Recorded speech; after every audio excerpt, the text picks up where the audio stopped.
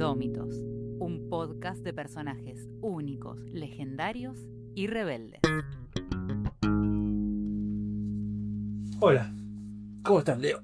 bien, ¿vos, loco? Bien, acá, arrancando hoy.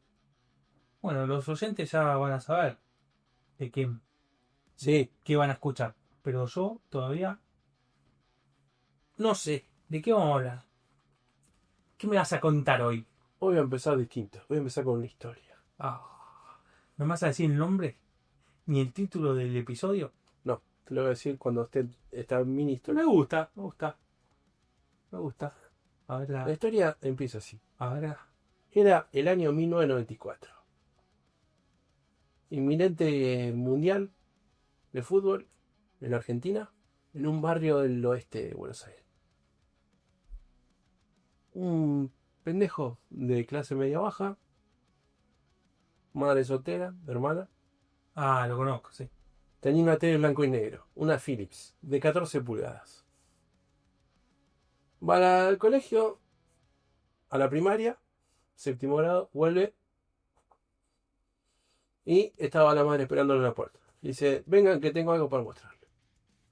Sube, entra a la casa, televisión color, 20 pulgadas, recién comprada.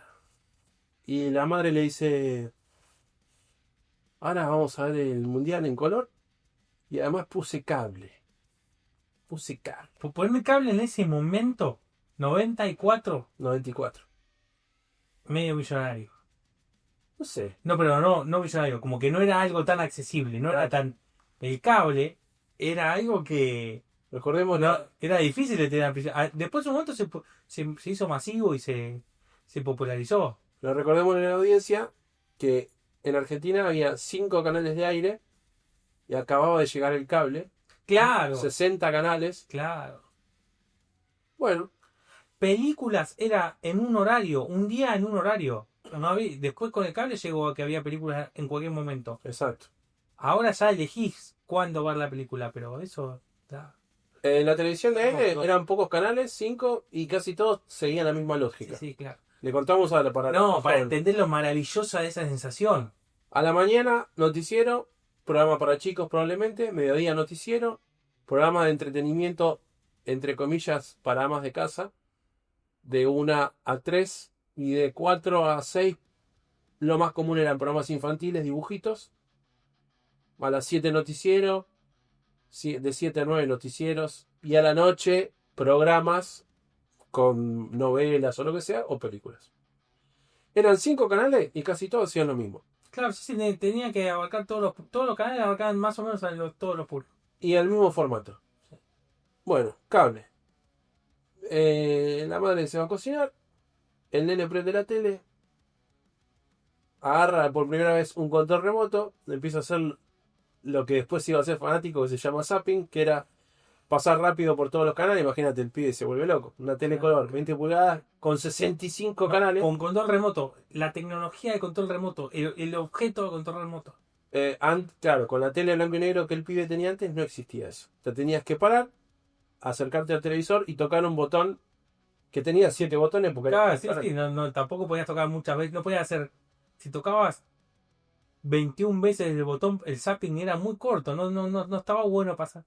Está muy bueno hacer zapping. Yo no sé si hace mucho que no ves tele, pero hacer zapping de ir buscando, Si vamos a trasladarnos, de la búsqueda del encuentro.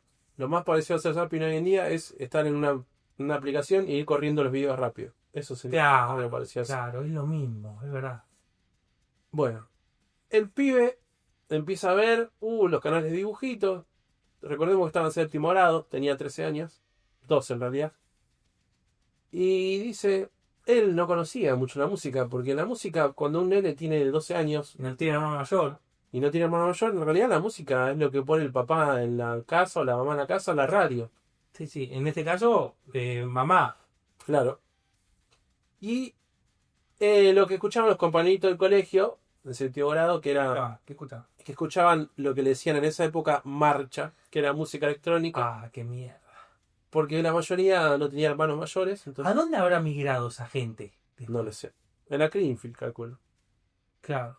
Claro, por ahí lo que vimos nosotros de la Griffith y la explosión de música electrónica venía ahí, ¿no? Pero la mayor cantidad de radios que se escuchaban eran de pop, Energy, one. música electrónica. Y ya existía la rock and pop, pero el nene ese que estaba ahí era muy chiquito y no escuchaba rock and Yo pop tenía, todavía. yo tenía hermanas mayores y me hacían escuchar más, Bueno, más ruido. el nene este va a los canales de música y pone MTV. ¿Te chocaste con MTV? Haciendo zapping, pone MTV, Se chocó con MTV. y ve un video, se choca con MTV y ve un video con una animación, unos colores, unos dibujitos, como unos dibujitos animados con rock de fondo. Eso ya le llama la atención. Y se queda un poco hipnotizado. Eso sería una propaganda de la MTV. Sí, una de esas propagandas rarísimas que aparecían colores, imágenes, un astronauta flotando. Y dice, ¿qué es esto? Aparece un video de un lobo en animación de plastilina Sí. que soplaba las casas de unos chanchitos. Me acuerdo de ese. Ve eso y dice, ¿qué es esto? Ah, esto es lo que me habían dicho los canales de videoclips. Termina ese video y acá aparece el personaje de esta historia. Ese video del lobo, Sí. la música, no era música que vos podías escuchar en una radio de acá. No era música que podías escuchar en la radio. Gran parte de los videos que se veían ahí era música a la que llegabas siendo chico. Porque después había gente que llegaba porque recorría lugares buscando música. Había gente que iba a lugares a charlar con el vendedor. Había una mística en eso. Pero ahí Era para gente más grande. era el algoritmo de Spotify, era el mismo para todos. Y te encontrás con eso, que ese era un tema heavy, o sea. Un tema heavy. Y no estaba bien cantado tampoco, era No. una música ruidosa. Sí, me acuerdo. Después vamos a buscar. Tengo que acordarme de poner el link de ese video. El nene queda sorprendido, pero dice, bueno, ¿qué será esto? Ahí entiende el concepto, este es el canal de los videoclips porque se lo habían contado. Tenías un dato. Había un dato. Termina ese video y acá aparece el personaje del que vamos a hablar. Esta historia que estamos contando le puede haber pasado a cualquier pibe del conurbano en los años 94 o a cualquier persona que ve el video. Arranca Smell Like Teen Spirit de Nirvana, cantado por Kurt Cobain. Ese chico ve eso, que le parecía algo de otra galaxia, instantáneamente en ese momento, ese abril de 1994, frente a una tele color, en el canal MTV, en el barrio de Saspeña, a la 1:30 de la tarde, ve eso y ese día se terminó la infancia. Ese día empezó la adolescencia. Ese día dejé de ser un chico y me convertí en adolescente. Llevado de la mano por Kurt Cobain. Qué maravilloso. Vamos a hablar Qué maravilloso recuerdo.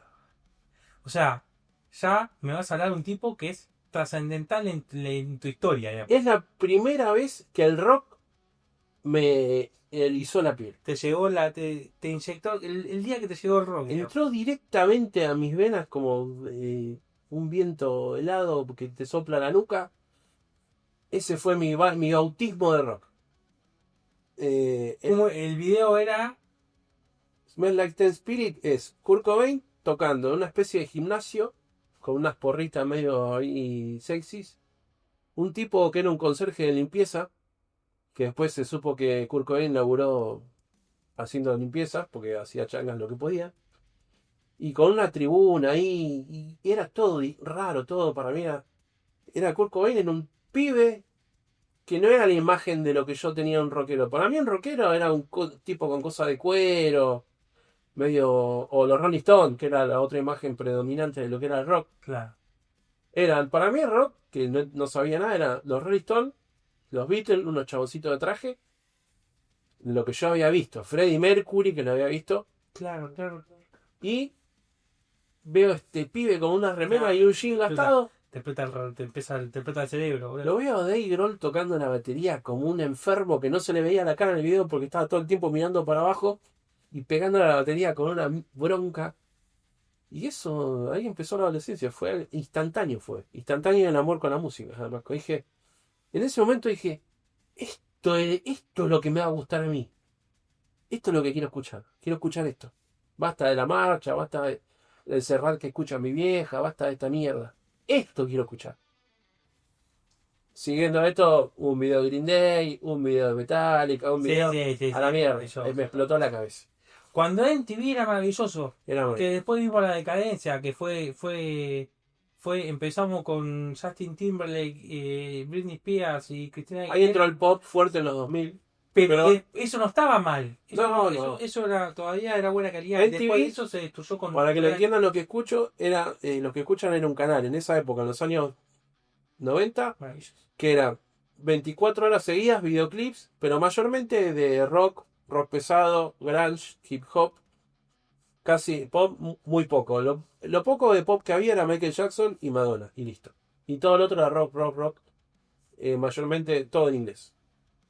Por eso, Guns N' Roses. Guns N' Roses, Metallica, Nirvana, Green Day, Red Hot Chili Peppers, aparecían videos de Tool, Pantera, El video de Red Hot Chili Peppers, Red Hot Chili Peppers. tenía uno que estaba el chabón en cuero que era raro, una cosa rara. Era algo. A mí me llegó tarde la tele. Me llegó mucho tiempo después. No, la tele. El telecolor tenía. Lo que no tenía Cable. el cable. El cable era como... Yo vivía en caseros. Esto, yo quería joder con También esto tardó más porque en llegar, pero sí, pero es un explica por qué. cuadro de la época. Claro. Pone en contexto a Kurt Cobain. ¿Qué era Kurt Cobain en esa época? Es muy loco que Kurt Cobain, Perdón, porque me surge una cosa que también que es importante aclarar.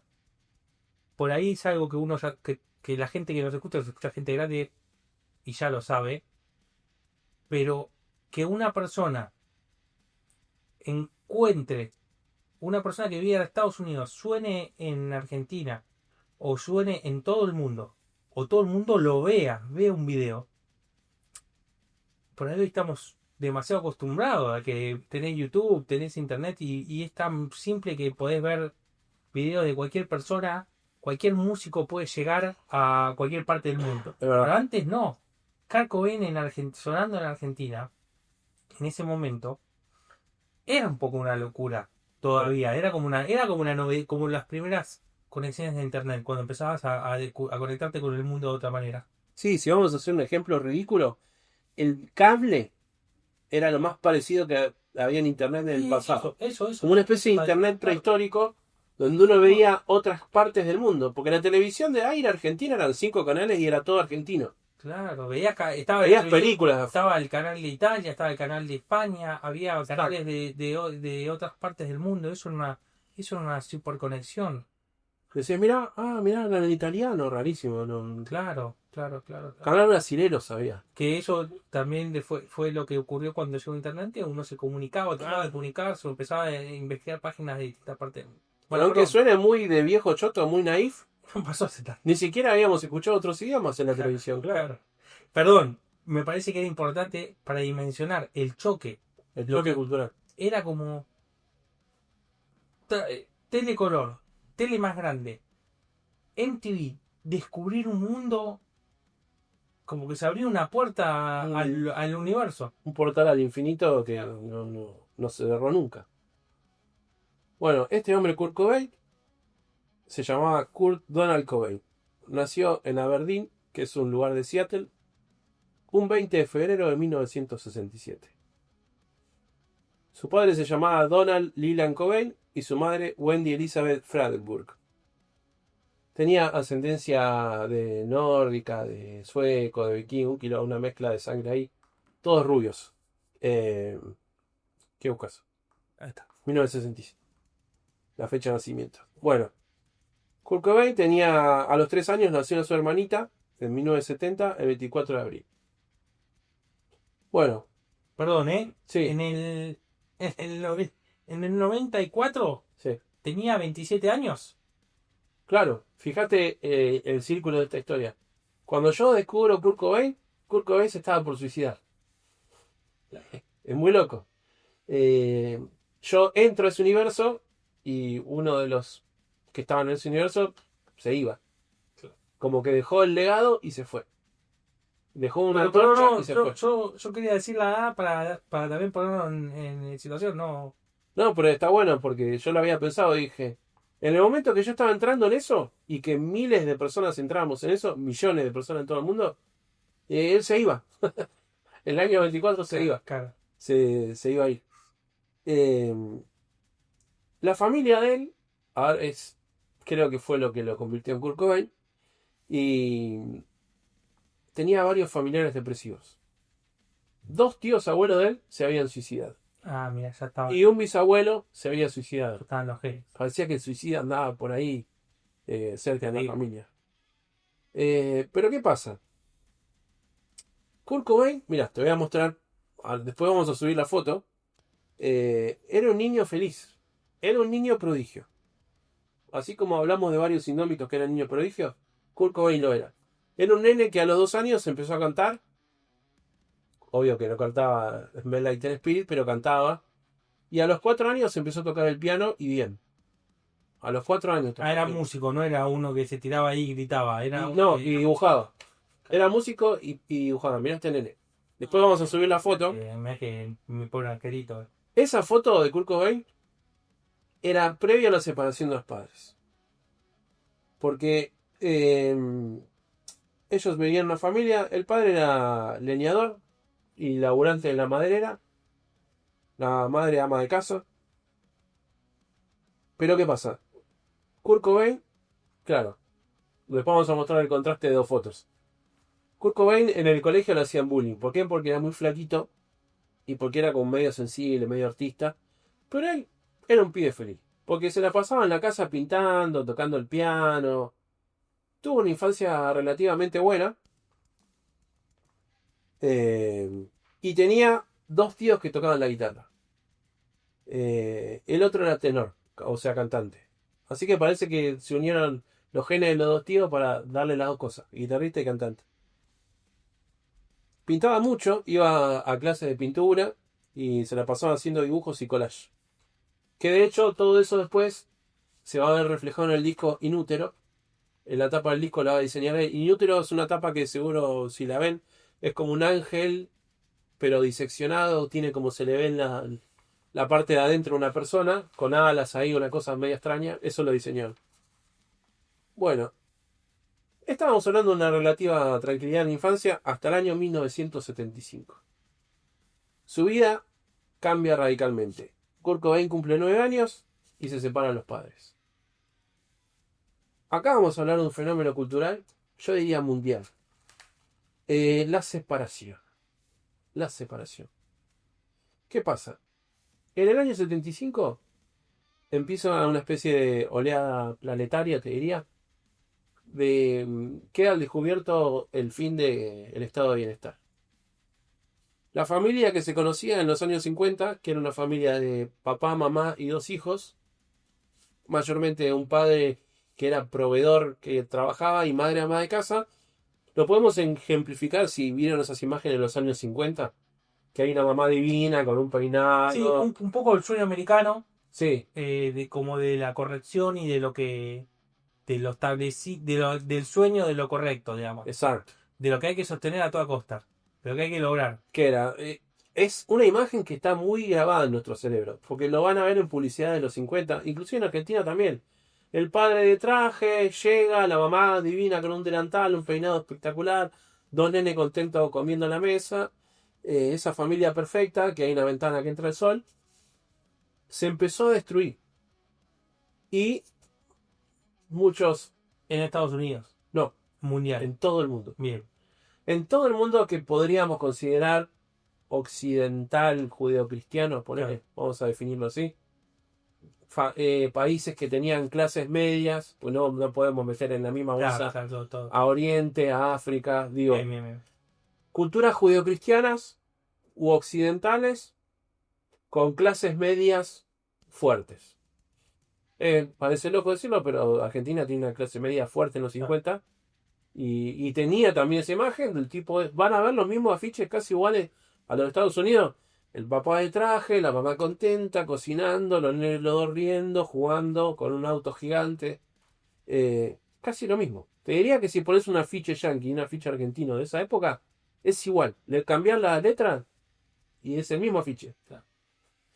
¿Qué pasa? Por eso la conexión acá. Se destruye la familia esta. Empieza a desquebrajarse. Y para voy a dar un dato estadístico. Había una figura que se llamaba... No existía el divorcio en Estados Unidos en ese momento. Y para divorciarte, uno de los dos tenía que hacerle un juicio al otro. Y si uno capaz no estaba de acuerdo, le hacía juicio y le ganaba, no se podía producir el divorcio. Eso se llamaba divorcio con culpa. Se divorciaban porque uno de los dos había mandado una cagada. Normalmente infidelidad. Pero luego, en los 70, Estados Unidos establece la figura del divorcio sin culpa.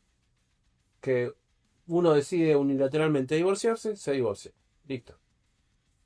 Ahí la estadística de divorcios se dispara exponencialmente. Y en Estados Unidos las familias se empiezan a divorciar, pero masivamente, tipo como un fenómeno Masivo, bro. masivo.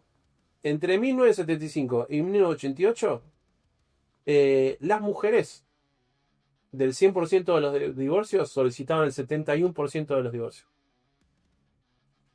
Esto no lo dijimos y lo vamos a decir ahora. Entró a pleno. El nombre de este capítulo era Kurt Cobain, Ah, eso, ¿qué pasa? el fracaso de los padres. Bien. Toda esta intro no es inocente, Me gusta. es el fracaso de los padres. Acá. ¿Cómo? ¿Y de qué vamos a hablar? Bueno, un tipo. ¿Qué es Kurt Cobain? Un pibe en el que la familia fracasó. Pero podemos hacer la metáfora de algo mundial, un fenómeno mundial. Claro. Porque acá en Estados Unidos estaba pasando esto, en Argentina estaba pasando lo mismo, aunque el divorcio se vuelve legal en el año 1987. Pero ves que hay una relación ahí. En Argentina después el divorcio unilateral se estableció más tarde, pero empezó a ser masivo el divorcio en Argentina a partir del 87-89. Bueno, no es casualidad. Digo el fracaso de los padres, Leo, porque también vos capaz tus viejos siguieron juntos, pero por lo menos en mi grado en la primaria se empezaban a separar los padres. Es que estaba pensando en que tenía. En mi grado yo fui el primero que el padre se... Bueno, en mi caso no fue separación, sino que se fue a comprar Estaba en cigarros. otra galaxia, ¿no? En esa época de tener en cuenta esas cosas. Pero mi amigo de la primaria, uno que vivía en la esquina, Pablo, los viejos se separaron antes de séptimo grado. Bueno, Entonces ahí ya. Y fue un poco el derrumbe el de de esa familia, porque me acuerdo que había era tema.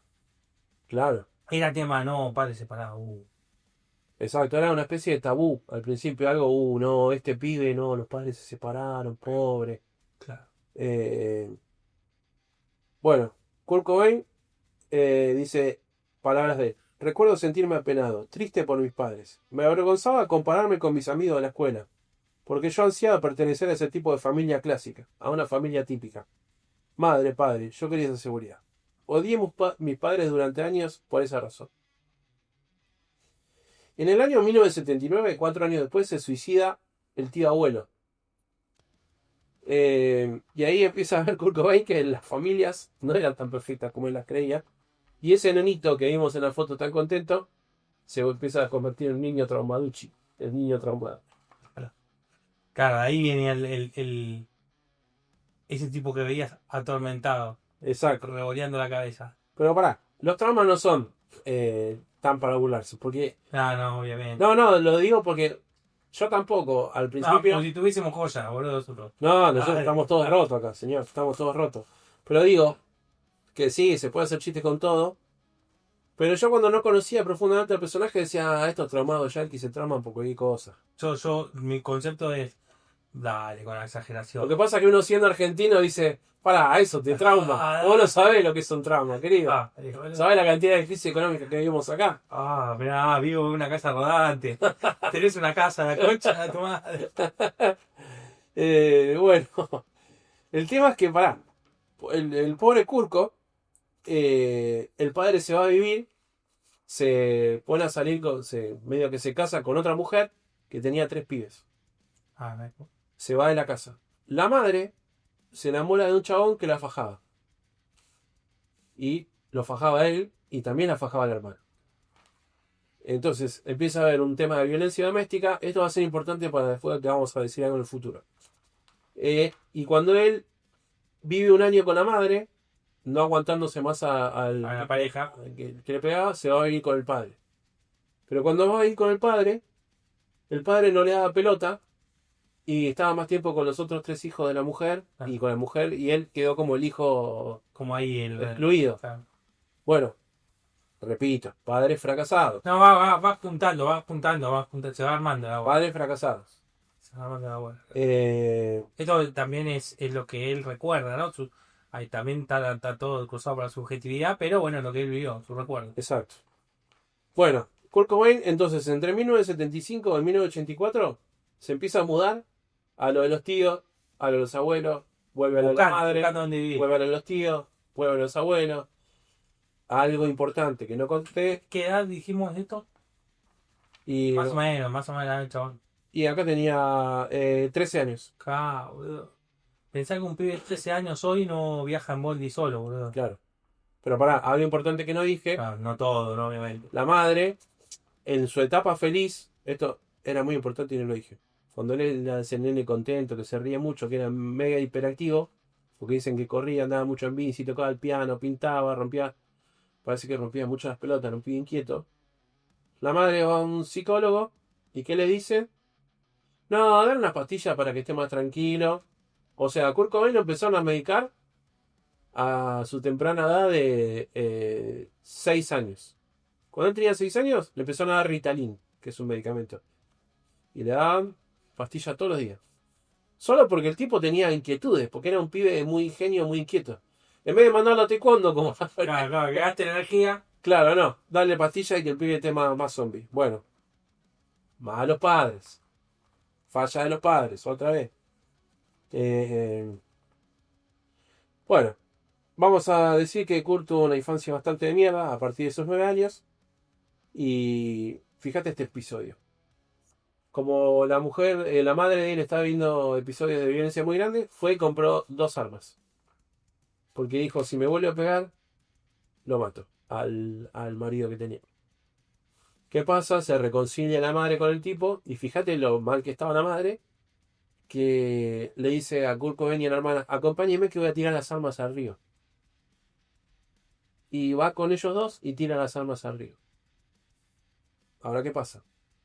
En este quilombo, uno de los tíos, viste que te dije que tenía tíos músicos, uno de estos tíos piola, le regala una guitarra. Le pregunta a Kurt Cobain, mirá, juntamos entre los tíos, los abuelos, tu papá que no te da bola, y bueno, con la madre no porque estaba en quilombo, juntamos plata, ¿qué querés? ¿Una bicicleta o una guitarra? Esta decisión clave. Una guitarra, dijo. Ping, le compro una guitarra. Listo, Kurt Cobain, guitarra eléctrica. Chiquito, tenía 12 años. ¿Qué pasa? Esto que te conté, las armas. Vuelven a la casa. ¿Qué hace Kurt Cobain? Va a buscar las armas. No se asusta. Por las dudas. No, ¿qué hace con las armas? Va a la casa de música. La guitarra tenía un amplificador, pero medio chatito. Empeña las armas en lo que en Estados Unidos se conoce como pawn shop, que es como una casa de empeño donde se venden cosas usadas. Era el mercado libre de esa época. Claro. Vende las armas ahí. Segunda mano acá. Segunda mano. Y compra un amplificador grande. Y ya bueno. Entonces ya tenía una viola y un buen amplificador. Y ahí nace el rockero. Bueno. Imagínense que su escape en la realidad. El paralelo a esto. Sí. Así como son las diferencias de los mundos. Sí. Si bien había una cosa mundial en la que todos se divorciaban, imagínate un pibe buscando fierros en un río y yendo a un local y dice, hola, ¿qué tal? Te vendo estas 2 armas. Sí, tome, claro, dinero, niño. Esto es clave Es de gringo muy Estados Unidos. Claro, describe también todo lo que... Porque entiendo que en esa época todavía no era masivo. Esto en Argentina no podría pasar. No. Esto en Argentina no podría pasar porque si un nene va a un lugar con 2 armas, no. se arma un quilombo. No, y que no está... La venta de armas no es libre y hay un montón de cosas que cambian. Y tampoco hubo los pocos casos de niños con armas en los colegios haciendo desastres. Sí, muy poco. En Estados Unidos 1 por 20. Claro, por eso. Digo, pero empezó en esa época, ¿no? De esa época. ¿Qué época es lo de bowling? ¿Cómo se llama? Por Columbine. Bueno, no es casualidad. Todo lo que estamos contando de la instancia previa, una sociedad que se empieza a romper, donde la familia ya no controla tanto a los hijos, donde los hijos están medio librados al azar. De ese tema, de la masacre de Columbia, creo que fue por ahí la mata, la Sí. primera, la que. Y para todo, hay un tema de la época de Pearl Jam. Persia. O sea que Sí, estaba ahí los niños. Está el tema Jeremy de Jeremy, que se Jeremy, suicida, claro, ese. se suicida en el aula. Un nene que estaba yendo a la primaria. Pero no se llevó un par en el camino, no. No. Solo se mató. El pibe le hacían bullying, estaba mal, los padres lo trataban mal, le pegaban. Y el nene Jeremy, sí. va a dar la lección enfrente de la clase, saca un arma y se pega un tiro delante de todos los compañeros. Un nene de 10 años estamos hablando. Una locura. Pero ya dedicó un tema, se llamaba Jeremy. Fíjense los climas de la época, ¿no? Claro, a eso quería poner en época qué es lo que pasaba alrededor de ese pibe. No era el único, No. pero estaba golpeadísimo. Y es como siempre dando vueltas, ¿no? Desde chiquito hay algo ahí, que hay una cosa que está dando vuelta. El primer concierto, que esto es como un bautismo para Kurt Cobain, según varios de los compañeros y familiares, fue Sammy Hagar and the Quarter Flash, celebrado en el Seattle Center Coliseum en 1983. Así que ahí fue la primera vez que Kurt fue a un recital, que es clave. Y después otros dicen que fue uno de los Melvins que tocó gratis en un supermercado. Igual no es tan relevante. Lo importante es que en 1983 Bueno, pero el chabón ahí estaba. él tuvo su bautismo recitalero. 83. Nacía, yo nacía. Bueno, ¿viste? La influencia musical, esto es clave para Kurt Cobain, era los Beatles, los Ramones. Los Beatles particularmente amaba a John Lennon y es de los pocos hombres músicos que le dijo ídolo, que era una palabra que a él no le gustaba usar. Bandas heavy metal y hard rock de los años 70, entre las cuales más se destacaban Led Zeppelin, AC/DC, Black Sabbath, Aerosmith, Queen, Kiss y Sex Pistols. Quiero decir una cosa. Eso era el caldo de cultivo de Nirvana. De la banda hard rock, bueno, el Sex Pistols no, las Pac no. Un dato, una boludez, pero lo aprendí hoy. AC/DC es de ese tipo de bandas de rock de esa época, que no tiene baladas. No, te quería Bueno, dar un dato me para aportar, decir algo. Me gusta. Bueno, mientras Kurt Cobain era adolescente, el punk rock estalla, Sex Pistols y los Ramones rompen todo Claro. y se empieza a escuchar un grito de que algo está roto en el sistema y empieza a sonar las quejas en la música, que no era algo común, por lo menos no en el rock. Sí en el rock de los negros, quizás en el primer rock de todos, que después lo fueron escondiendo un poco. Y la verdad que mucha protesta Sí, social. las bandas que mencionaste, bueno, Ramones tendría una queja. Tenía Bocha. Sex Pistols, sí, Sex Pistols era un tango. Pero es verdad que Led Zeppelin, que sí, le cantan a la joda, al chupi, al amor, a cosas, pero no expresan quejas. Un rock más tibio en ese momento, En ese momento. en ese sentido, digo, políticamente.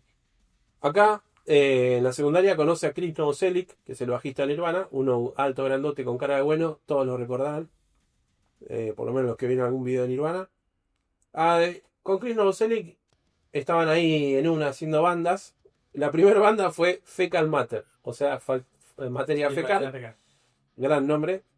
Y Skid Row era la otra. Fueron cambiando de nombre hasta que un día dijeron, no, pongámosle un nombre así, De una banda. de una banda, pongámosle no tan gracioso, un poco más serio, pero que tenga mística, Nirvana. Entre ellos dos crean el nombre de Nirvana. Al cumplir 18 años, en 1985, vos tenías 2 años. Sí. Cobain forma Materia Fecal, con esa que decíamos, y sacó el disco Illiteracy Will Prevail, prevalecerá la literalidad. Bueno, Ahí tenía 18 años, Cobain. 18 pirulos, saca su primer disco. Ahí Kurt Cobain empieza a lo que decimos curtir el palo del rock. Esto curtir el palo es muy de viejo, perdón al joven.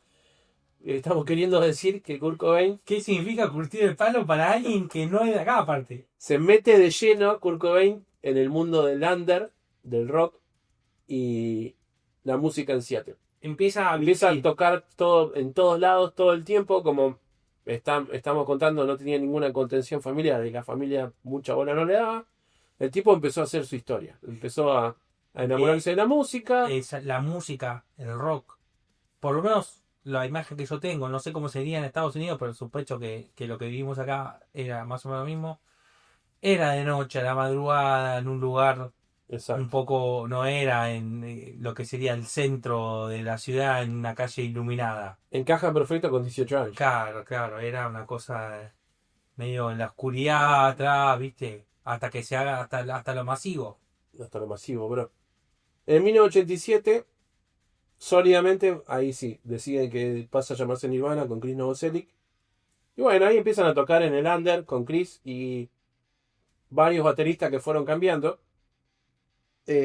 Kurt Cobain tiene una novia feminista que tocaba una banda llamada Bikini Kill. Bikini Kill, perdón, lo dije mal. Y, Como Una de Bikini Asesino.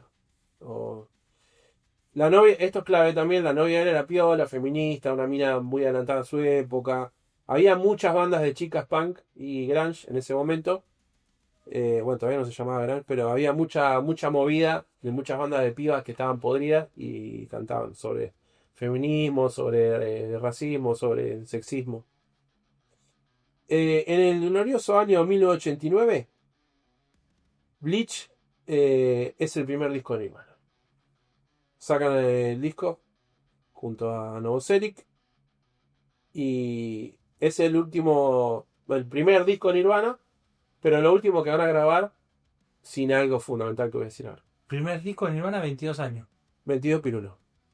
22 pirulos del primer disco de Nirvana. Que fue Bleach. Tuvo un éxito moderado, pero se empezó a ser conocido en el under.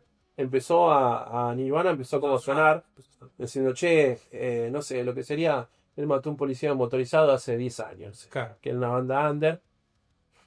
Bueno, ¿cuánto hace que motores? Sí, sí. ¿Qué es under? Sí. Haría 10 Sí, años, no sé, 15 años, no me sé, parece que él mató, no tuvo mucho tiempo de, de under. claro, que me parece que salió Bueno, pero y explotó. lo quise traer porque tuvo un momento de under que fueron 2-3 años. Bueno, en Nirvana me pasó algo parecido. Claro, sí, fue un cohete. Desde que salió. Sí. Pero acá va a aparecer una persona que yo amo mucho, me parece un ser humano maravilloso, que se llama Dave Grohl. Estaban tocando una noche de Kurt Cobain y Chris Novoselic con su batero, y de repente aparece una banda y lo ven a Dave Grohl y dicen que fue un momento medio de película, que Kurt Cobain le da un codazo a Novoselic y le dice, boludo, esto es lo que necesitamos. Este es el batero que estamos buscando. Es esto, este pibe. Y Kurt Cobain se desespera y termina el show, le va a hablar. Y a espaldas del batero que tenían, le dice, no diga nada, no diga nada, pero vení a ensayar una vez con nosotros a ver qué pasa, a ver cómo sale, porque yo creo que vos sos vos. Y Dave Grohl fue a ver qué onda. Y nada, dice que el primer ensayo fue una Era eso. Era eso. El chabón, aparte, o sea, era buen músico, sabía lo que necesitaba para su banda. Yo te diría que de Nirvana, algunos me van a odiar por lo que voy a decir, pero Que comente si no le gusta. el mejor músico de Nirvana es Dave Grohl. Una máquina, un músico Sí, sí, evidentemente formado, era muy eh, completo. completísimo, encima tipazo, gracioso, humilde. Todo lo que un baterista bueno puede ser, Tiene que tener. era Dave Grohl. Dave Grohl podía tocar todo. Podía tocar heavy, podía tocar punk, podía tocar grunge, podía tocar lo que sea. Metal. Y a él le gustaba todo eso y tenía las mismas influencias. Así que el otoño de 1990 se arma una gira grande y Nirvana empieza a arrasar en Seattle, pero ya empieza a ser una banda muy conocida. Y ya la gente empieza a ir a ver a Nirvana, empiezan a aparecer remeras de Nirvana. En un momento Chris Novoselic dice que en ese momento, cuando lo conocieron a Dave Grohl, le hacen una entrevista, también todo velando, ¿no? Y le dicen, ¿y por qué lo eligieron a Dave Grohl? Y Chris Novoselic dice, nosotros no queríamos un baterista, queríamos un monstruo. Y dice, cuando yo lo vi a Dave Grohl, pensé esto, una bestia que andaba sobre la tierra. Claro. Le pegaba revoleando el pelo y le pegaba con todo. Sí, todo esto que dije, no, o sea, era gracioso, pero muy tímido. Era gracioso con los conocidos. Dicen que era muy retrotraído, muy tímido. Era muy feucho, dicen, cuando era más joven, porque era todo flaco, con cara de loco. Es verdad. Pero hacía años ya que el chabón tocaba. Está bien, en un circuito under, pero tocaba. Cambiaba de banda, tocaba. Así que bueno, en la noche que se conocieron, era una banda que se llamaba Melvins, en un recital de Melvins. Así que bueno, ahí fue amor a primera vista, cuando Kurt lo vio, lo quiso, se juntaron, ensayaron, al otro baterista le dijeron, bueno, perdón, pero Sí, no. disculpame, pero no va más, tomémonos un tiempo. Anda moto.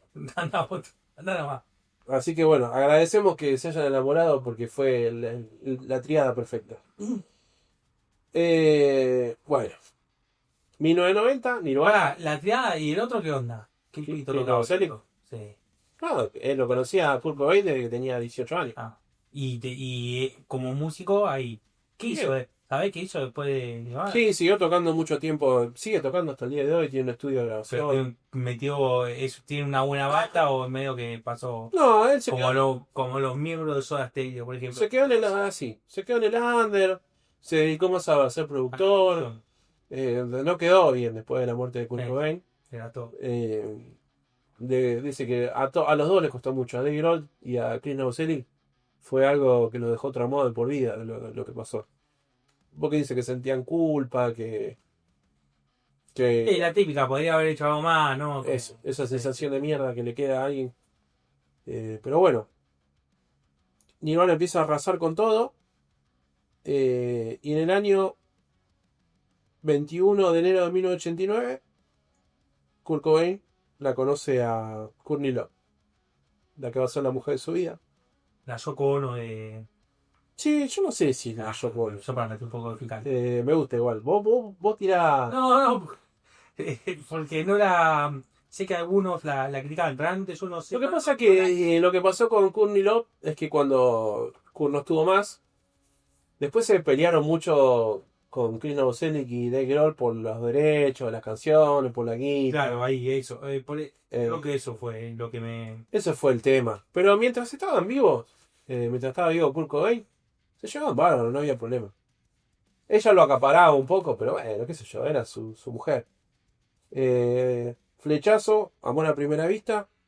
El 24 de febrero de 1992 se casaron. O sea, después hay otro que dice que los presentó en 1991, uno en el 89. ¿Viste? Los chabones. Sí, el famoso... Yo estuve ahí... Yo estuve ahí. Sí. Dicen, no, yo lo presenté. Bueno, Si quieren subir todos al tren. Esto. lo que más están acá destacando es que lo más probable es que la haya conocido en el 91 en una gira. Y un año después se casaron. En Hawái. Se fueron a casar medio en secreto en Hawái. Ya la industria estaba agarpando, ¿no? De repente estaba... Sí, no tanto, pero bueno, le empezó a ir bien. ¿Qué año dijiste? 1992. Claro, pero ya en 92 ya calculo que sería en Estados Unidos sería famoso. Se casó embarazada, Courtney Love. Ah, bueno. Pero se podía casar con Elvis en Las Vegas. Sí. Digamos que se casaron en febrero y en agosto nació Frances Bean Cobain en 1992, que es la hija de Kurt Cobain. Bueno, Bueno, después, otra que a un kilómetro de tener, ¿no? pobre. Vamos a No, decir digo, que a ver, si hablamos de la infancia de Kurt Cobain, digo, Courtney Love, la imagen que tengo, era un quilombo. Fíjate, encima fíjate este año. 92, conoce a Cunilo, la deja embarazada. Tiene una hija y Nevermind, que todavía no lo nombramos, que es el disco Discazo. cumbre Es el de del Nirvana, es el del bebé, es el de la tapa del bebé. Flotando ahí buscando. Ese disco, no lo nombré antes, pero salió en 1991. ¿Qué pasa? Nirvana estaba creciendo, pero todavía estaba dentro del under, rompe el límite del under, se mete en el mundo del rock ya general, crea lo que empieza a sonar como ya nombre el estilo grunge, se estandariza como un estilo que viene a patear a los otros estilos, que viene a hacer lo nuevo. Y en todo un año, el disco fue creciendo, pero la explosión masiva fue en 1992. También, o sea, en el año que se casó, que tuvo la hija, en 1992 explota Nevermind, como disco a nivel mundial, estamos hablando, ¿eh? Ya no en Seattle ni nada, en el mundo. El 12 de enero de 1992, Nevermind saca el número 1 a Dangerous, el disco de Michael Jackson. Se volvió el disco más escuchado de Estados Unidos y Smell Like Teen Spirit empieza a ser la canción más conocida del mundo en ese momento. ¿Qué es lo que pasa? Acá volvemos al contexto mundial. ¿Qué pasaba en el rock en esa época? Teníamos el pop, como estábamos diciendo, Michael Jackson, Madonna. En el rock, no quiero ser malo, pero. No, estaba Queen. Pero sí, pero también teníamos Phil Collins. Claro, sí, estaba haciendo una cosa ahí. Algo Con la como- milanesa ablandada, digamos. Se había ido Freddie Mercury y parece que había quedado un hueco de rebeldía. Sí, pero que Freddie Mercury, igual siendo rock, era otro sonido. Pero él Era un tenía sonido su más- rebeldía. Sí, pero un sonido más limpio, era un sonido más masticable para todo. Sí, Era un rock que podía escuchar, me gusta lo que decís.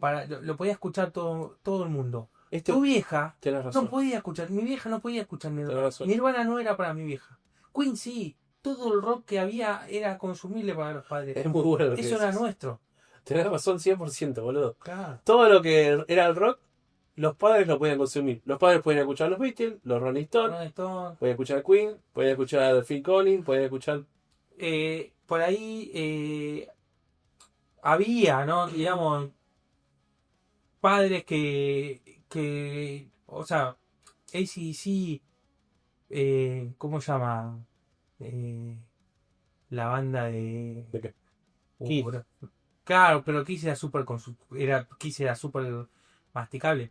Digamos, no es que no había. Eh, no me sale el nombre ahora, me sale Van Halen, no. Tipo, El de Iron Man. Scorpions. El de Iron Man, boludo. ¿Qué? Iron Maiden. No, boludo. El Black chabón Sabbath. Black Sabbath. No, pero Black Sabbath... Ozzy Osbourne. Claro, pero eso no sonaba en la radio. No. Era de pero, nicho. Digo, pero era algo, claro, pero era algo que existía, no es que no existía. Existía, claro. Pero lo escuchaban los heavies. Y era para un Sí. mundo que estaba súper reducido. Eso, de nicho. Pero Nirvana no era para esa gente, No. porque esa gente había conflictos entre los heavies, entre el rock y entre otras cosas, por lo menos en Argentina. No, de todo el mundo. Y Nirvana era para esa generación, para esos pibes. Exacto. Para los pibes, que los padres se habían No. separado. Los Ramones eran un poco más amplios, llegaban a pibes más grandes, esas cosas. Pero Nirvana, a los pibes que les gustaban mucho, a la gente más grande, por ahí no les llegó después, por ahí. Claro, fue un meteorito Nirvana. Que duró lo que duró, pero desde que despegó hasta que explotó, fue todo muy rápido. Es muy bueno por lo que decís, porque Nirvana empieza a sonar en todas las radios. Ya estaban los canales de videoclip, empieza a aparecer en todos los canales de videoclip. Y como decís vos, era una música que los padres no podían escuchar. Claro. Pero así todo, aunque los padres no lo podían escuchar, los demás sí lo querían escuchar. Entonces estaba igual. Empezó a ocupar todo, empezó a ocupar espacio. Diferenciaba de los viejos. Y no solo de los viejos, sino que se había instalado el glam rock también en esa época, que estaban las bandas como que dijiste antes, Van Halen, Scorpion, Motley Crue, todas esas bandas de que se les llamaba hair metal, Sí, que eran glam rock. glam rock, que eran tipos con el pelo batido. Que había mucho en MTV de eso también, ¿eh? Mucho. Tenía un espacio, ocupaba un espacio grande eso en MTV. Claro, pero llega el Una grunge. estética muy buena para lo que era lo visual, era espectacular. Pero ¿qué pasaba con esas bandas? Ya estaban quedando viejas, vetustas. Los adolescentes, los jóvenes estaban cansados ya de ver los tipos estos con ese rock así. Hay un enojo. Había un enojo Quiero social. decir una cosa, había algo en el medio de todo eso, pero que estaba muy en el alter, que era Motorhead. Claro, pero El Motorhead- sonido de Motorhead estaba el Motorhead está ahí antes, un poco más heavy Sí, sí. y una cosa más de grande, pero Pero pasa lo mismo que hablábamos, que Motorhead no estaba en ningún lado. Claro. No sonaba en ninguna radio, salvo en la rock and pop. Salvo que sea una radio de rock, y no sonaba. esa es totalmente subjetivo, en mi opinión, ¿no? Porque me gusta Motorhead, por ahí Motorhead me gusta más que el Nirvana a mí personalmente, entonces por ahí lo pongo ahí, pero me parece que el sonido de Motorhead era una cosa que también no era para padres. Claro, los padres no podían escuchar. Y tampoco era para el fanático del metal clásico, estaba ahí también. Estaba en el medio, es verdad. Entonces viene el grunge y rompe todo, porque le dice a estos del pelo batido, nada, córranse que ustedes, la gente está cansada de esta boludez. Hey, Punk, estás viejo ya, Punky, estás viejo. Vos ya estás viejo. Además, había un estereotipo muy machista en este glam metal, que era el mensaje de todo eso. Voy a hacer una comparación totalmente descabellada, ¿eh? no, y si no te gusta, hey, vos que estás escuchando, si no te gusta, comentalo. Si no te gusta, O puteá. andate, o tómatela. Pero voy a decir esto, es una locura, ¿eh? El mensaje que tenía esa música era casi igual al del reggaetón ahora, es minas, culo, Sí, total. autos, lujo, escabiemos, Hombres eh, que podrían hoy llamarse con la E. todas las letras es, a esta mina me la voy a coger, Sí. a esta mina me la voy a hacer esto, pero vos sos mía. Con una estética que para la época era polémica porque eran hombres con ropa Como muy vestido de mujer, ajustada, claro. medio vestido de mujer.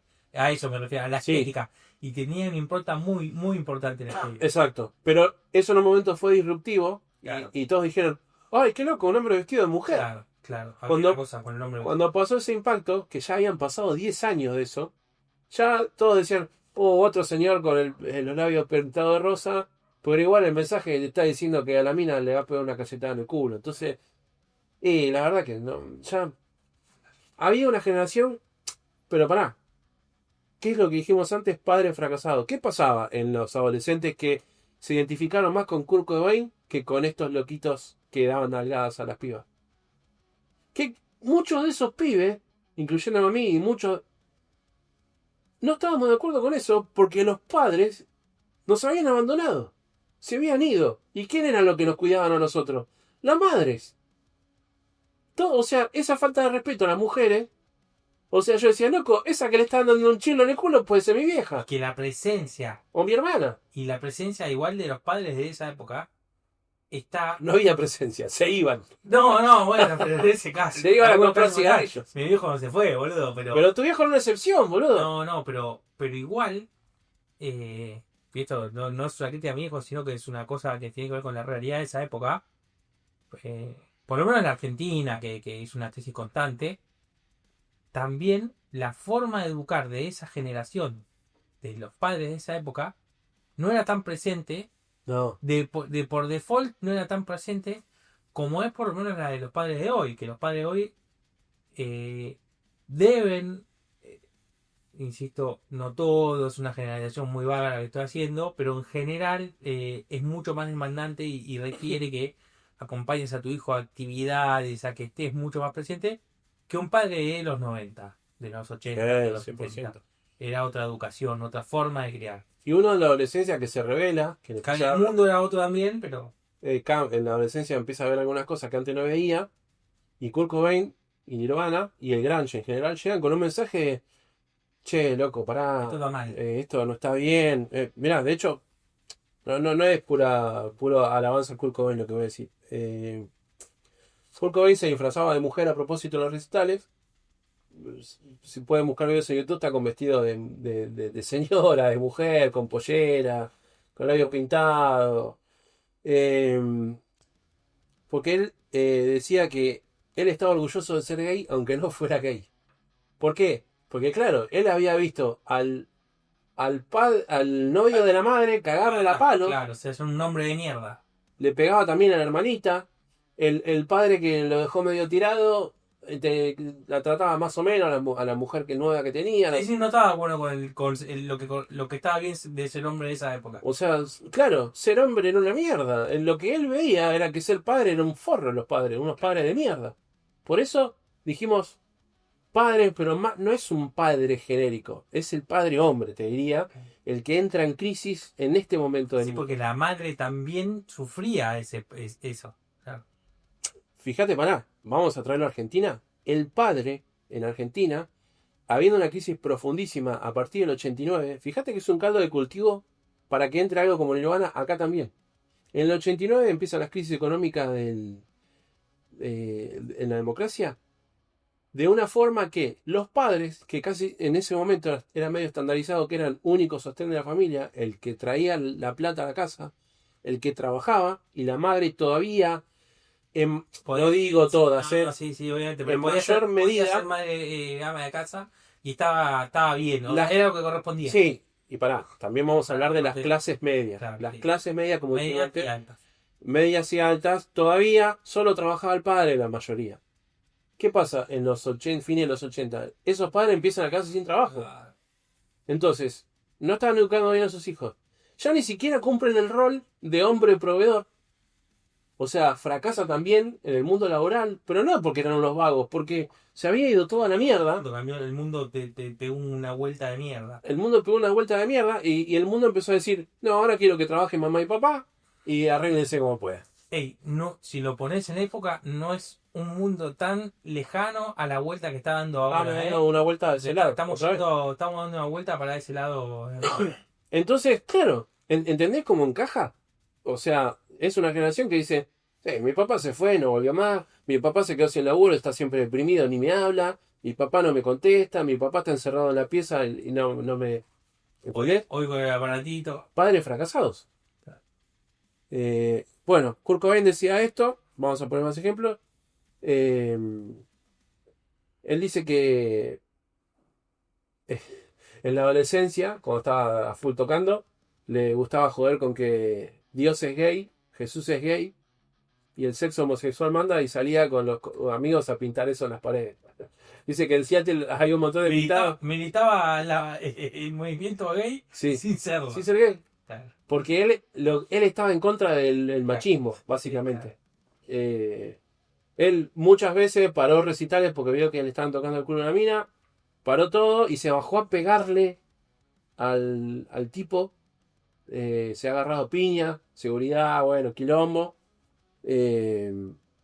Participó en varios conciertos por los derechos LGTB. En esa época eran esas 4 siglas nada más. Ahora es más largo. Y hubo muchos festivales que se oponían a una ley de Oregon, un estado de Estados Unidos, para que las escuelas dijeran que la homosexualidad era normal, incorrecta y perversa. Entonces empezaron a hacer una movida grande cultural para enfrentar eso. Y Kurt Cobain tocaba con Nirvana ahí. Así que no era de pico nada más. El tipo, el tipo era de verdad, digamos. sí. Pero bueno, podemos entender. De verdad y estaba. Por lo que estábamos diciendo antes, entendemos por qué, ¿no? Vamos cachando un poco la onda. Así que bueno. Lo que podemos decir es que después de esto, Kurt Cobain empieza, bueno, esto no lo habíamos dicho, pero a partir del 91 y cuando Nevermind pega un estallido cósmico y se convierte Kurt Cobain en una figura planetaria, empieza a consumir heroína. Y eso ahí lo arruina, porque él decía que tenía dolores de estómago y dolores a veces de espalda. Decía que tenía dolores. Algunos médicos dicen que era psicológico. La verdad que yo busqué un montón de información y no pude llegar a una conclusión de si era verdad o era mentira. O sea, no pude saber si él tenía una úlcera estomacal. Tenía un padecimiento físico que se hacía insoportable. Sí, dice que decía que tenía dolor de estómago, que le daban ganas de morir, porque era como si le estuvieran clavando un cuchillo o si le estuvieran quemando con ácido adentro del estómago, y a veces la agarraba durante los recitales. Por eso uno recital está cantando y está tipo ¡ah! Como un alarido, y dicen que eso le agarraba 1 o 2 veces por día, y que él decía que era cada vez más fuerte. Hubo un psicólogo que lo trató, que dijo que en realidad era medio una excusa, que era algo psicológico para drogarse con lo que sea, Claro. y después cayendo en la heroína. Otros doctores dicen que es verdad, porque eran las pastillas que le daban los padres cuando era joven. Y no se llegó a una conclusión certera de si los dolores de panza de Kurt Cobain eran psicológicos, eran físicos o era una mezcla de las dos cosas. O quizás lo psicológico le provocaba lo físico. Eso no lo sabemos porque eso lo sabe la panza de Kurt Cobain. Entonces él cae fuerte en la heroína y empieza a tener muchos problemas con eso. Así que es como el primer clavo en el ataúd. Me acuerdo un poco tuvimos el podcast de Luca Prodan, la misma basura, la misma heroína, también lo arruinó. Como habíamos contado, el tema de la heroína es que cada vez te pide más. Porque el cuerpo se va acostumbrando y los receptores de placer se van como destruyendo. Y entonces los que se vuelven adictos a la heroína tienen que ir subiendo la dosis para tener el mismo efecto. Para tener un efecto, digamos, placentero como te da eso, necesitas cada vez más y más. Y eso te va destruyendo. Pero bueno, mientras tanto Kurt Cobain se convirtió en una figura mundial. Mientras tanto, Dave Grohl y Novoselic por suerte no entraban en la heroína. Sí tomaban mucho alcohol y hacían quilombo, fiestas. También a marihuana, que podríamos llamarle droga blanda. Pero Chris Novoselic y Dave Grohl, ellos se les gustaba escabiar. Se emborrachaban, hacían fiestas. Más bien de la borrachera. Sí, no tenían un problema con las adicciones No. o era algo controlado. Sí, o sea, por suerte no cayeron en esto de la heroína. No. Bueno, no sé de la vida de Dave Grohl y de este pibe. No, ellos también ahora, no. Dave Grohl, bueno, ya sabemos. De la infancia, digo. Vamos a decir que el movimiento grunge se puede llamar alternativo, que nació en Seattle, como contamos antes, tenía otros superhéroes en su panteón. Bueno, yo los conozco bien porque soy fanático, me lo sé de memoria, pues voy a decir la lista, y vos también los conocés, Leo. Obvio. Que son Pearl Jam, con Eddie Vedder a la cabeza, también de Seattle, Soundgarden, Alice in Chains, y después había otras bandas menos conocidas, pero las que llevaban la bandera en alto eran esas. Nirvana, Pearl Jam, Soundgarden y Alice Algo in pasó Chains. con ese sonido ahí, ¿no? Ahí hubo Sí. algo ahí que pasó con... ¿Qué tiene que ver con todo esto que estamos diciendo? Era una situación económica, todos venían de la misma clase social, trabajadora, media cagada a palo por la crisis económica en Estados Unidos. Seattle era un lugar un poco industrial, un poco dark, y había habido una ola de desempleo grande. Y entonces había pasado un poco esto que hablábamos del hombre roto, el padre que no cumple bien la función de macho proveedor. La economía había caído bastante en Seattle en ese momento. Y era como una fábrica de gente traumada, básicamente. Claro, sí. Eh, Habría que ver, ¿no? Cuál es la historia de esa ciudad, de ese pueblo en ese momento, ¿no? hay documentales, yo he visto. Bueno, las letras de Nirvana se caracterizaban por su ironía, apatía, desencanto, crítica social, cómo romper el sistema de alguna forma, cómo escapar o cómo buscar un momento de libertad en el sistema capitalista que hay. Eso era como la premisa, digamos, básica de Grunge. Un inconformismo, una bronca, un decir loco. ¿No ven que la familia ya no está más? ¿No ven que esto se rompió? ¿No ven lo que está pasando? ¿No ven ¿Cómo que no lo están viendo? Que el Estado no me ayuda, que la iglesia no me contiene, que papá y mamá están peleados, que se rompió todo? ¿No ven que está todo hecho mierda? O sea, era como decir, loco, arreglen esto. O sea, nosotros somos chicos, no tenemos la culpa. Hey, imagínate que eso era el primer mundo. Primer mundo, claro. Imagínate eso, lo pasaba en el primer mundo. Acá se estaba armando una bola de nieve que estaba por explotar toda la mierda. Claro, ¿cómo no va a pegar Nirvana acá si hablaba de todo esto que estábamos diciendo? Sí. Argentina, apatía, desencanto, de crítica política. Pero peor, lo peor de todo, o sea, lo peor o lo más maravilloso, si querés, es que yo las letras de Nirvana, porque vos no te enterabas la letra, no había, no venía el librito de español, no venía subtitulado Nirvana. Yo no entendía qué decía. Bueno. Pero el sonido estaba representando esa furia, esa rabia. Quizás todo esto que conté de la infancia esa primera vez, lo vi en la actitud de ellos. Hecho. La el actitud. tipo expresaba eso. Sí, con el cuerpo, con la cara. Voz, en el sonido, en el movimiento, completamente.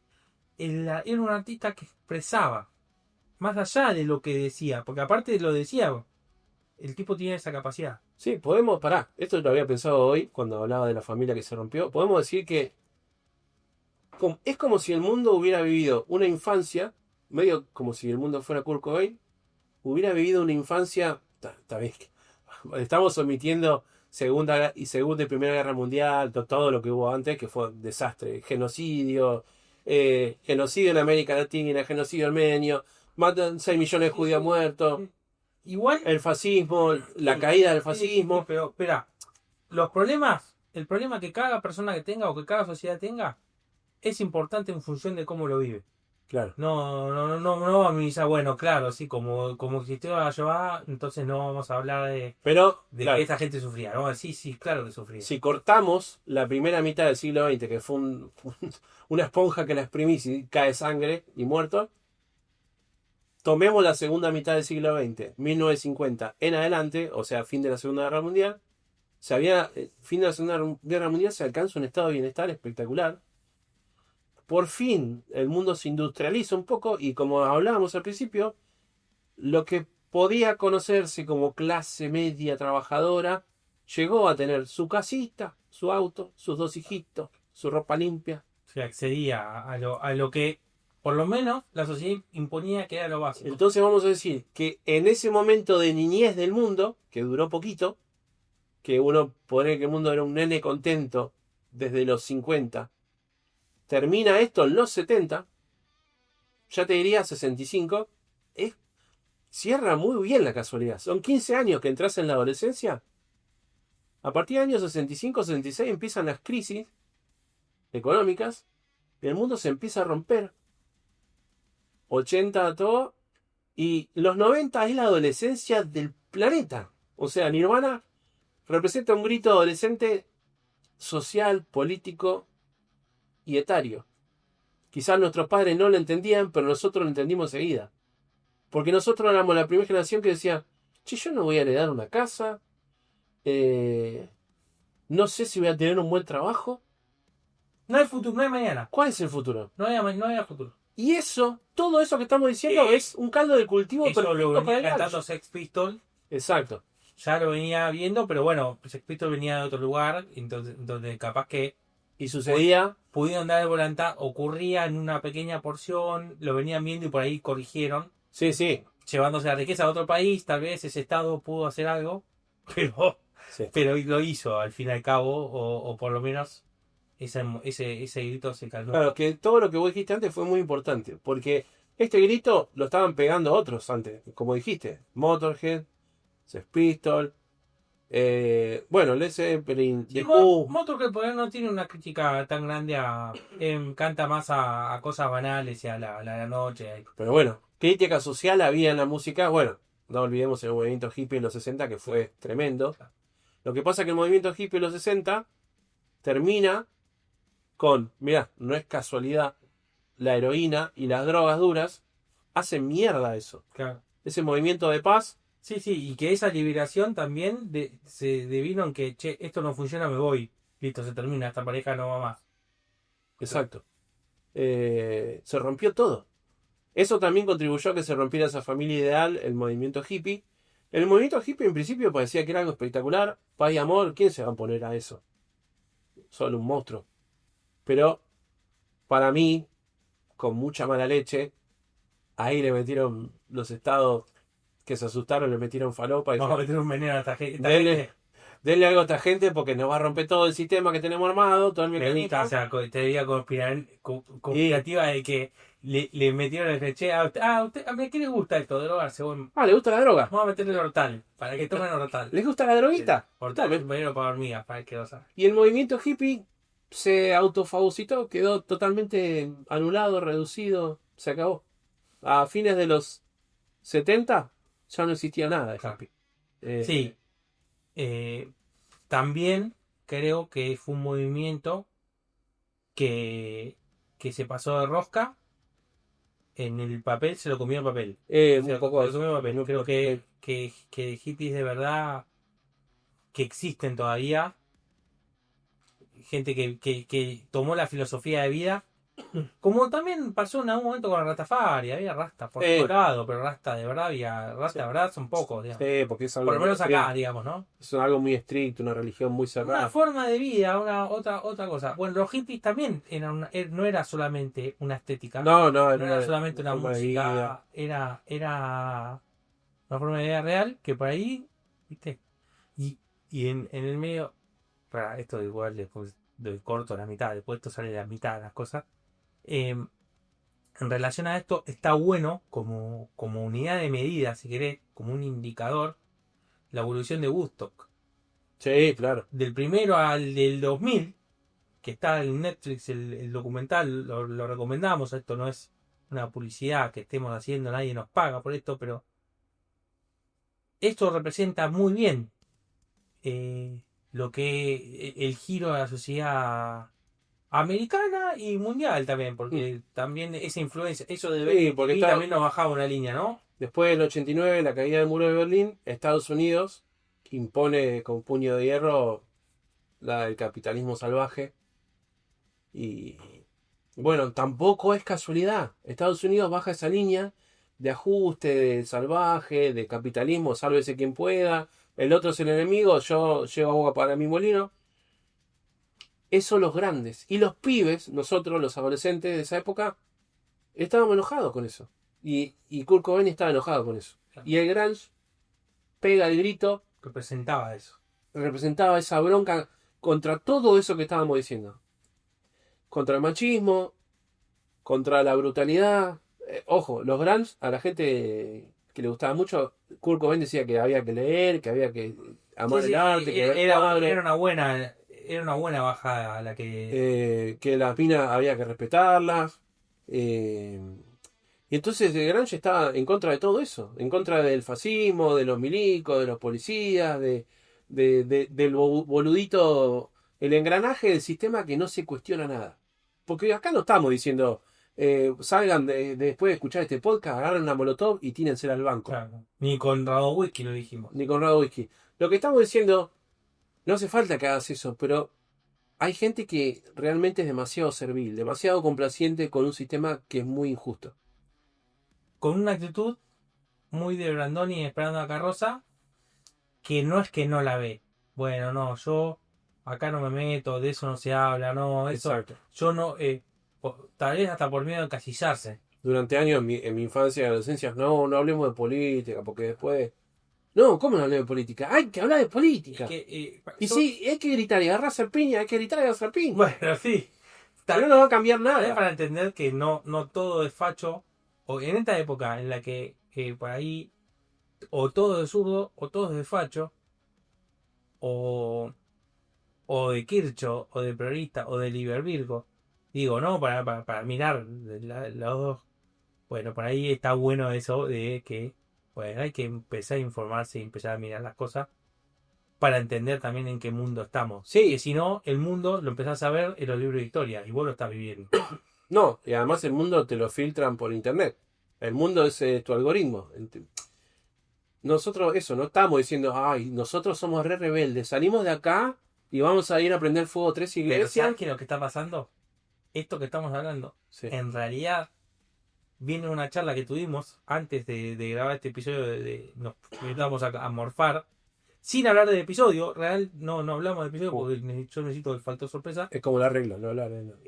Y hablábamos un poco de la realidad en la que estamos.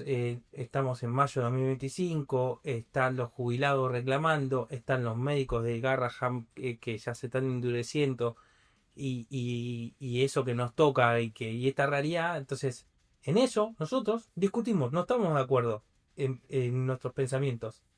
En el 100% coincidimos en un montón de cosas, pero en otras no. Bueno, hay que discutir, hay que hablarlo y hay que cantarlo. Tal vez nos están faltando Nos están artistas. faltando Kurt Cobain, nos están faltando esa Versuit del año del 2001 que está Exactamente. picante. Y también libertarios, también están faltando músicos libertarios. ¿Qué músicos están expresando esto? Digo, si yo no lo quiero escuchar, yo no quiero que se reduzcan, a mí no me gustan, pero si está pasando, ¿por qué los artistas? ¿Por qué no hay artistas que... Sí, algunos que tienen expresiones, ahora Calamaro está un poco... El otro día lo debatíamos con nuestro amigo músico, el David Hippie, te mandamos un beso, el que nos grabó la cortina. Claro. Debatíamos, ¿el músico tiene la obligación de dar un mensaje político o no? La verdad que no, No, obligado nadie está. pero qué bien que viene.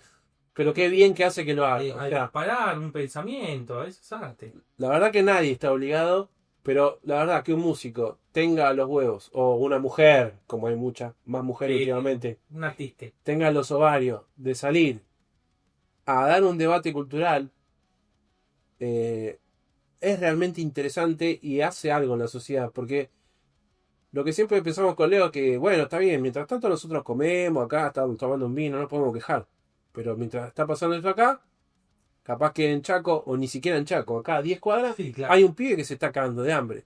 Entonces, la indiferencia es un poco egoísta. Va, muy egoísta, digamos. No nos estamos poniendo como ejemplo nosotros porque somos dos chantas que no estamos haciendo mucho por el otro últimamente. Somos privilegiados. Pero digo, por lo menos escuchar, cuestionarse, leer otra cosa, salir del algoritmo.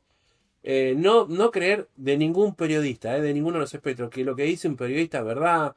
No creer que lo que dice un político es verdad. Loco, un poco de rebeldía. Para el lado que quieras, pero planteate cosas, rebelate, lee una poesía, escuchá una canción, mirá un cuadro, mirá una película, tratá de pensar qué te quiso decir. Eso es lo que gritaba de alguna manera o que te invitaba a pensar con negrito. Tal vez sin entender la letra, Carcome. Te estaba mostrando que había algo que estaba mal. Que había algo que necesitaba ser gritado. Necesitaba ser no vomitado, pero... Y esa capacidad no la tienen todos los artistas tampoco, porque después viene uno y te la quiere gritar y no le sale y la verdad que nos... Dejá, loco. No, está bien, gracias. Dejá, no nos asustes. Como rebelde sos un gran vendedor de autos, boludo. Claro, Capaz no es tu rubro. Eso es una cosa. Ponete un kiosco, no sé. No hay nada que le venga bien, ¿no? Claro. Pero hablamos de Argentina un poco, que vino Curco. acá. Sí, bueno, sí, Pero- bueno, esto ya sé un poco. A ver, Pero encaja con esto. Sí, sí. Vino en el año 1992, el 30 de octubre. Vino Nirvana. Fue el único concierto que vino a Argentina. ¿Todavía no lo conocías? No, yo 92, en el año 92, cuando explotaba Nevermind, Exacto. yo estaba en 10, 11 años. séptimo 95, sexto 94. Yo estaba en tercer grado. Estaba viendo los Transformers. No entendía Yo nada. escuchaba Stones. Pensé que a mí, eso que te digo, a mí el día que me llevó Nirvana fue abril de Fue 1994. un campanazo en ese. Fue una explosión en la cabeza, pero 2 años después. Acá en el 92 yo estaba viendo dibujitos. Todavía. Todavía veo dibujitos igual. Pero por lo menos ahora veo dibujitos y escucho Nirvana, las dos cosas. Vino a Buenos Aires y tocó la banda telonera Calamity Jane. Esto es lo que estaba buscando el nombre para ser preciso. Es lo que estábamos diciendo que pasaba en esa época. En Argentina había mucha cultura del rock, de yo contra esto contra nosotros. siempre bandas que se odiaban entre sí sin ningún sentido. Sí, sí, había que tener un sentido de pertenencia y luchar contra el otro. Claro. A mí me representa este, porque yo soy de este cuadro, listo. El del otro lado es Soda los redondos, los heavy contra los Stones. Fíjate lo que estamos diciendo, ¿no? Hace 5 minutos, la injusticia del mundo, del sistema. Sí, sí. En vez de rebelarse contra eso, no, nos peleamos entre punk y rolinga. No, boludo. Ah, no, Si éramos lo mismo, los punk y los rolinga. entre heavy. Solamente teníamos ropa distinta. Éramos 2 cirujas que tomaban vino y comían pancho. Dos pibes que tenían un millón de cosas en común. Eran lo mismo, con otra ropa. Exactamente. Solo que elegían escuchar otra música. Entre... Que hoy a esos pibes probablemente les gusten las tres. Sí, ¿Habrá algún fundamental? yo era metalero punk y grunge, esa movida. Y no escuchaba música rolinga, ni Los Redondos, ni solo Divididos y Sumo. Que era lo más rolinga que podía escuchar. Sí, lo más de rock nacional así. Y cuando me empezó a gustar Los Redondos de más grande, tipo 29, Seguro que dije, no lo escuché. qué boludo. Para mí un poco Mirá todo el tiempo que perdí. me pasó con Nirvana, sí, claro. Uno que eligió lugares y después se perdió un... Pero bueno, es un poco la adolescencia. Uno quiere tomar posición y no sabe bien dónde. Entonces va buscando ahí un sentido de pertenencia, una forma de ser. Todavía no es. Bueno, toca Nirvana, Argentina, Calamity Jane telonero. Estos loquillos que estábamos diciendo, que bueno, adolescentes o medio boludo, empezaron a escupir y gritarle puta a la cantante. ¿Una banda de minas o una mina que canta? Una mina que cantaba. Todavía no estaba muy desconstruida. Bueno, tampoco que estamos tan desconstruidos. Pero Imagínate si ahora, claro, imagínense en el año 92. era un público que si se identificaba con ese sonido tenía que ser un público problemático. Por cumplir el estereotipo o por la vida por todo les tocaba. Y una mina cantando, no, ¿qué me pones una mina? Estaba mal para esa gente. Exacto. Claro. Y La mujer no podía estar ahí. como ya habíamos contado la historia de Kurt, le enfurecía que traten mal a las mujeres. Sí, sí, claro, el tipo que venía a militar. Salió mega caliente al escenario, puteó a la gente, dijo, lo que hicieron con mi amiga de Calamity Jane no se lo voy a perdonar. Empezó a tocar porque le habían pagado. Amagó muchas veces con hacer Smell Like Teen Spirit y no la hizo. Tocaba la introducción y se hacía acordaba. chan, chan, chan, chan, chan, chan. La gente tocaba otro tema y así no la hizo. Y tocó todos los temas, Menos ese. menos ese, claro, y todos los temas más viejos, lo que Nadie conoce. Claro. Claro, trató de esquivar lo más posible el Nevermind. Hizo el mejor peor show que podía hacer. El anti-show. Sin ganas, a veces farfullando, sin ni siquiera cantando la letra, puteando al público. Ahora que los veo con la distancia, digo, bueno, jódanse por Qué bien que boludo. estuvo. Jódanse por boludo. Qué bien que estuvo. Pará, me da tristeza que capaz yo no hubiera escupido a la piba. Pero hubiera dicho, dale, terminá, dale, que quiero ver a Nirvana. Pero eso Escupido no, la verdad no. eso era muy común igual, ¿eh? Que la banda soporte Era repudiada a veces, sí. tenía que ser repudiada, sobre todo Qué boludez. porque probablemente no sea una banda que... Que conozcas los temas, por ignorancia, boludo. y, Por y ignorancia. que, y que por ahí todavía pasa un poco, ¿eh? Que las bandas de afuera o las productoras ponen una banda que no tiene que ver con la banda que está tocando. Ponele. Sí. Cuando fui a ver AC/DC tocaron las pelotas y la verdad que se había una lluvia de botella.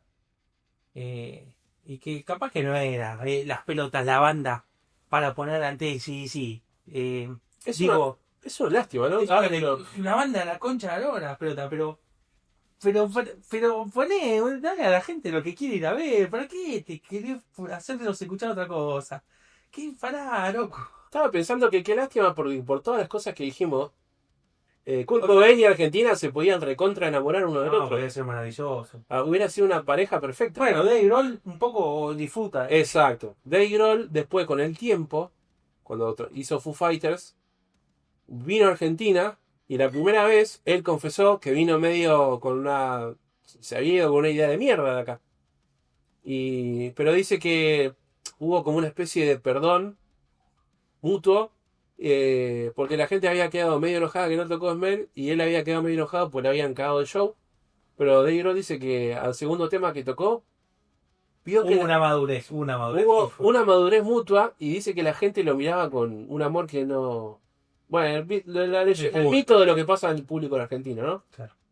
Y que había una especie... La cosa de endiosar que tenemos, ¿no? De que al artista, al que esté en el escenario, lo que queremos que el tipo se sienta y que nos reconozca como que lo Sí, queremos mucho y nos como queremos. que nosotros vamos a De hacer... hacerlo propio, de hacerlo familia. Dave Grohl dice que él sentía en el ambiente una especie de perdón que no se decía, pero que estaba ahí como, uy, boludo, qué cagada nos mandamos. Había como algo, yo no sé si eso es algo que flota en el aire, se puede sentir, no me quiero poner místico, o si alguien se da cuenta siendo músico cuando ve al Sí, público. y también ya vio, ya ha hablado con el productor, ya era otra sociedad. Pero... Y el tipo se enamoró bastante de Argentina. Y la segunda vez que vino ya el amor estaba consolidado. Cuando vino ya éramos pareja.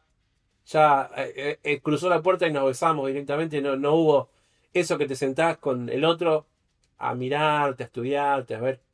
No, entró, chape directo, quilombo. Fue amor puro. Dave Grohl, todas las veces que vino acá lo dio todo. Yo lo fui a ver 2 veces. Foo Fighters la descoció. Y realmente, como dije hace mucho tiempo ya, casi como una hora, Dave Grohl es un músico de la putísima madre, Súper completo. súper completo. Después les vamos a poner un link en YouTube de un video que si quieren regocijarse de lo que es Dave Grohl, Y va a en estar. el primer comentario de... En el primer comentario de... O el comentario, no sé si lo puedo fijar, en Spotify también van a estar los links. Probablemente pongamos todos los links dentro de una página para que puedan buscar en cada episodio el contenido, las cosas que están relacionadas. Sí, estamos armando por ustedes unas carpetillas con las imágenes. Las imágenes, links, lo que queremos que, si bien está probablemente en la descripción, como todo esto lo grabamos y sube todo junto, tal vez los links no nos dejan todavía que sean accesibles, digamos. Entonces copiar ese texto no es cómodo.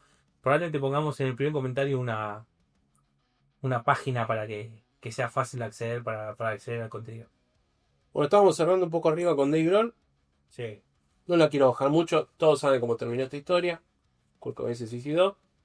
Hay 1.000.000 de teorías. Hoy yo sigo bancando la postura de Chris Novoselic, el bajista, que dice, miren muchachos, dejen de buscar teorías conspirativas. Acá no hubo ovni, acá no hubo alien, acá no hubo CIA, acá no hubo una conspiración. Kurt Cobain tomaba medicamentos de chiquito. Le dolía la panza. Tuvo una infancia traumática. Tomaba mucha falopa. Lo peor que le pasó, La fama. la fama le hizo mal. Digo, Tenía una un relación factor más también, ¿no? completada con Courtney Love, que él creía que lo cagaba.